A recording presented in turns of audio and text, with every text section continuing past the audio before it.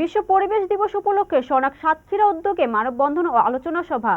বিশ্ব পরিবেশ দিবস 2025 উপলক্ষে সনাক সাতক্ষীরা পরিবেশ বিষয়ক উপকমিটির উদ্যোগে অনুষ্ঠিত হয়েছে মানববন্ধন ও আলোচনা সভা।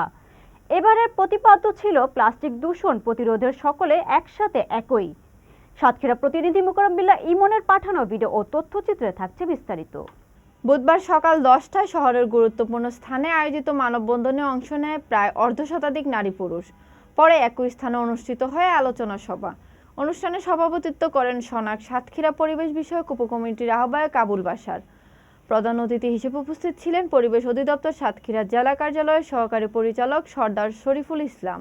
আলোচনা সভায় আরও বক্তব্য রাখেন সনাক সভাপতি হেনরি সর্দার, সনাক সদস্য প্রফেসর আব্দুল হামিদ, মাধবচন্দ্র দত্ত, মোহাম্মদ তৈয়ব হাসান সহ অন্যান্যরা। বক্তারা বলেন, পরিবেশ রক্ষা শুধু কোনো একটি প্রতিষ্ঠানের দায়িত্ব নয়, এটি সকলের দায়িত্ব। প্লাস্টিক দূষণ আজ বৈশ্বিক সংকটে পরিণত হয়েছে। এ থেকে পরিত্রাণের জন্য এখনই সম্মিলিতভাবে কার্যকর পদক্ষেপ নিতে হবে।